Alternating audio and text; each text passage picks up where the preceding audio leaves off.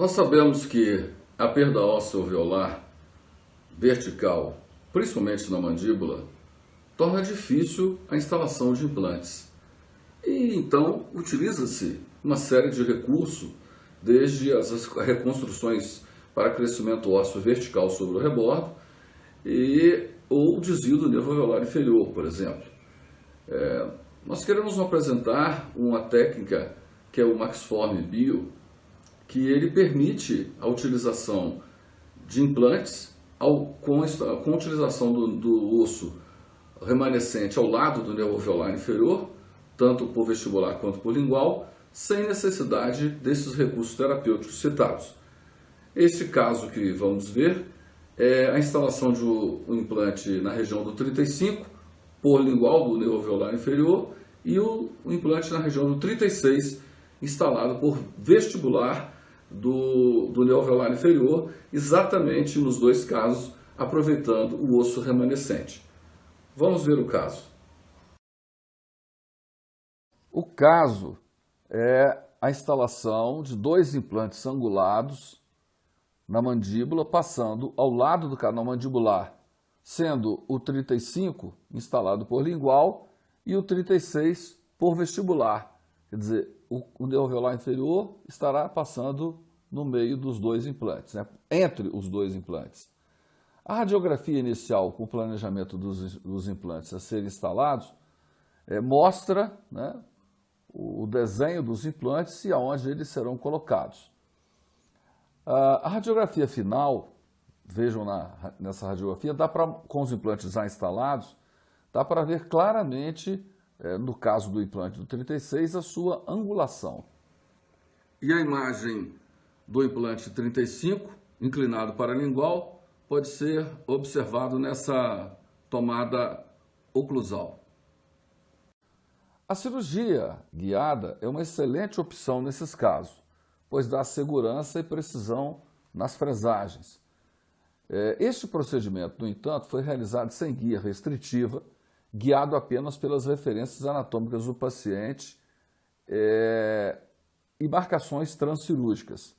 A ideia foi mostrar a técnica tradicional, pois, bem, acreditamos que para uma boa cirurgia guiada, o cirurgião deve ser apto na técnica tradicional guiada pela anatomia.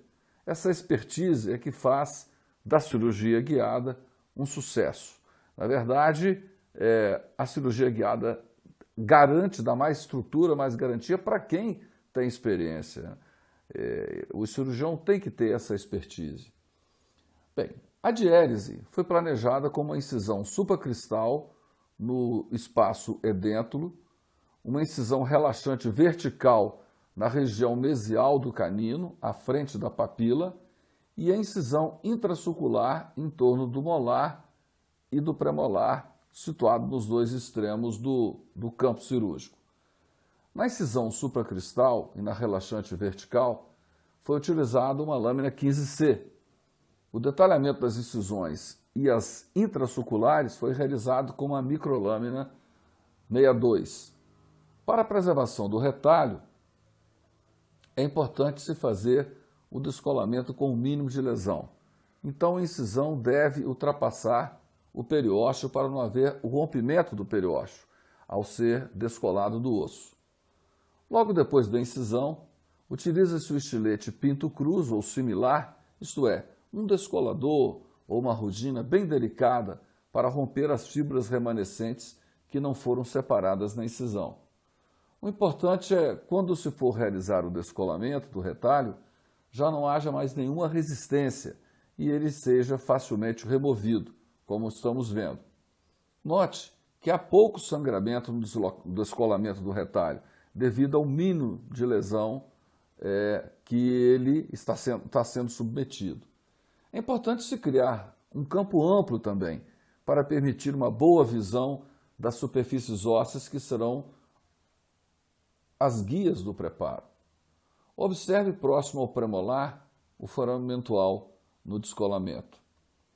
O guia cirúrgico não restritivo, livre ou dentro suportado, é colocado na posição e com lápis cirúrgico, esse lápis é muito interessante, marca-se a posição dos implantes.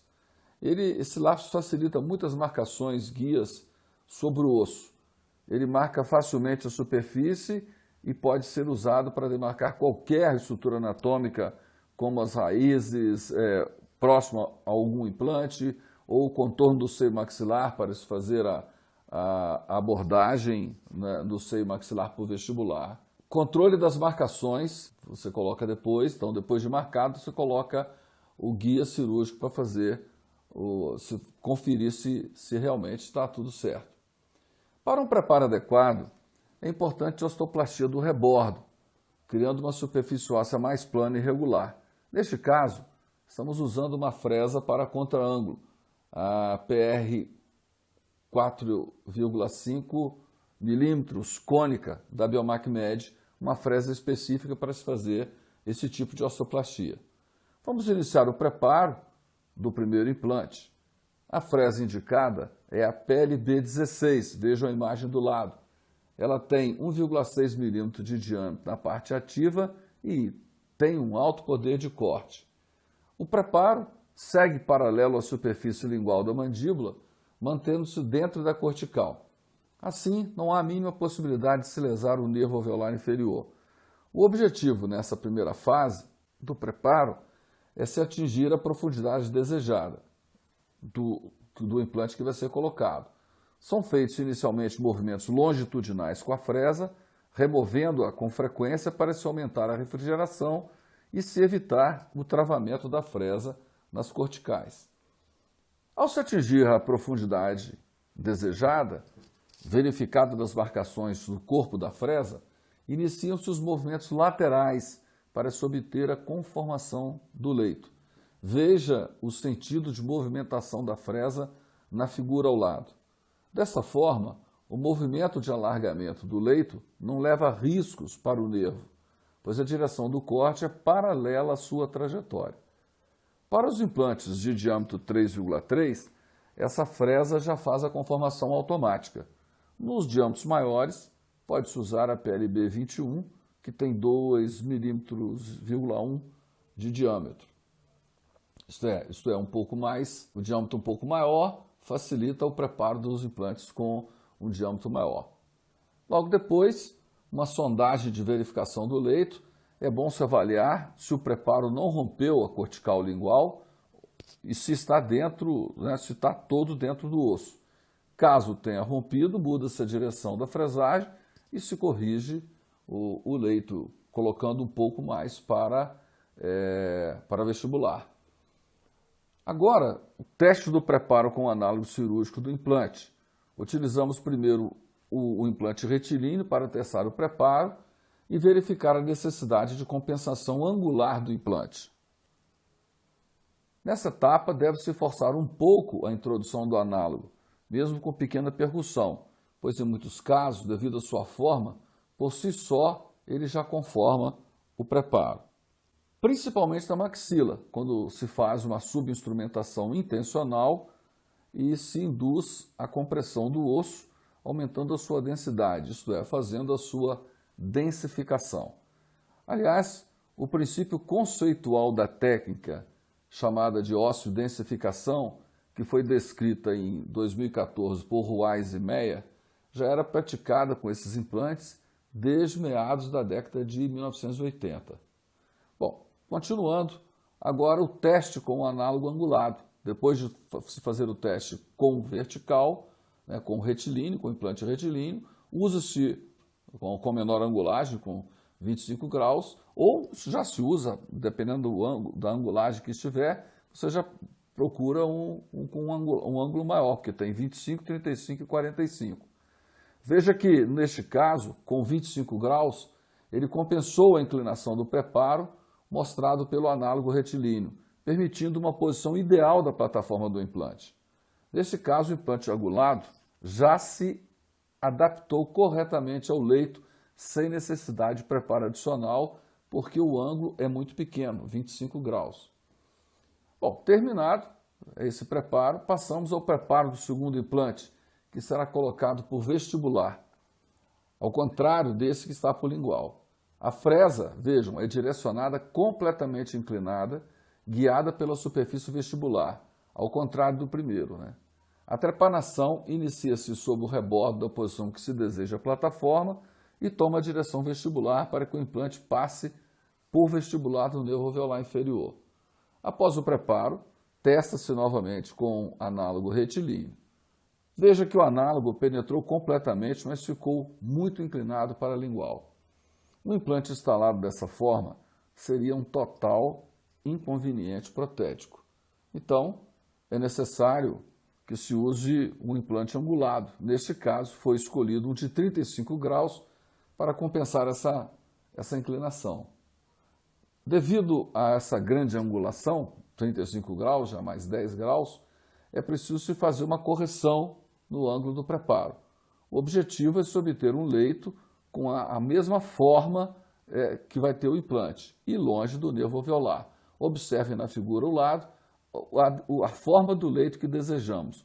Em primeiro lugar, foi feito o preparo no sentido do corpo do implante e depois da parte da plataforma vertical. Isso se faz entrando com a fresa verticalmente e não mais inclinada em direção ao vestibular. Observe a posição da fresa né, e da ponta do motor. E aprofunde-se 5 milímetros, que é a altura da porção vertical do implante. Veja a figura ao lado. Essa parte do preparo também pode ser feita com a fresa de preparo dos implantes rosqueados tipo Omni, com o mesmo diâmetro do implante penetrando os mesmos 5 milímetros. Testa-se agora o preparo com o angulado. Claro, foi preparado para ele. Veja que o implante ficou completamente alinhado com a linha da arcada do paciente. O análogo do primeiro implante é recolocado né, no local para se verificar o paralelismo entre os implantes. Veja com os análogos retilíneos colocados para se mostrar as inclinações, como estão um para cada lado. O primeiro, preparo por lingual, a plataforma do implante fica inclinada para o vestibular. E o segundo, que foi colocado para o vestibular, fica com a plataforma completamente inclinada para a lingual. Com os análogos angulados posicionados, os dois, pode-se ver o quanto eles corrigiram a posição da plataforma. Os dois estão bem posicionados, segundo os dentes e entre si.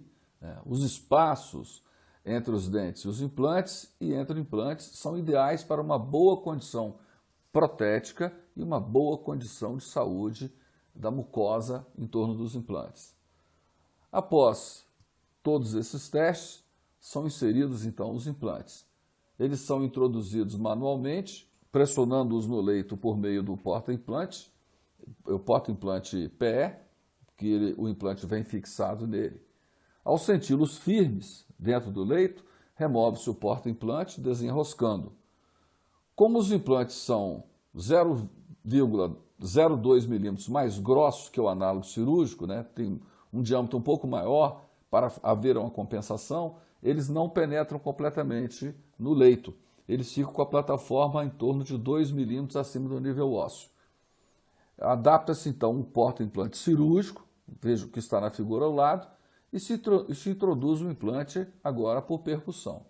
Se o preparo foi corretamente realizado, bastam 2 ou 3 percussões suaves para que ele chegue ao nível desejado e atinja a estabilidade inicial ideal. Colocam-se então os parafusos de proteção revestidos com ProReal e remove-se o excesso do produto. Bom, a síntese foi feita com sutura tipo cochoeiro horizontal e sutura contínua. Foi utilizado fio de seda 4.0 impregnado com antissético ProReal, que evita a aderência de biofilme. O ProReal corrige esse inconveniente da seda, né, que é a aderência de biofilme, permitindo-se aproveitar as suas melhores qualidades nas suturas, como estabilidade do nó, maciez, resistência a têncil, fácil manuseio, etc. E se atingindo os melhores objetivos dentro da sutura. Veja na radiografia panorâmica agora os implantes instalados, aquela que foi mostrada no início, e no caso, uma tomografia de um caso semelhante, porque esse caso não tem, né, essa tomografia o paciente não fez, de como ficaram os implantes nesse caso. O primeiro por lingual, está ali mostrando do lado direito, passando a saída do nervo do foramento dual, e o segundo, né, implante por vestibular do nervo alveolar inferior, sem tocar no nervo. Este é o caso, então. Vocês vejam que na plataforma do implante estão bem posicionados em relação ao posicionamento dos dentes da prótese que virá sobre eles. A aplicação desses implantes, a aplicação dessa técnica, está baseada em fortes evidências publicadas em periódicos internacionais. Por exemplo, o índice de segurança ou o índice de sucesso da técnica ultrapassa os 95%. Isso foi comprovado, foi avaliado, é um estudo retrospectivo com mais de 20 anos e com mais de 1.160 implantes estudados. Então, essa é uma boa técnica interessante para você adicionar ao seu arsenal terapêutico. Abraços.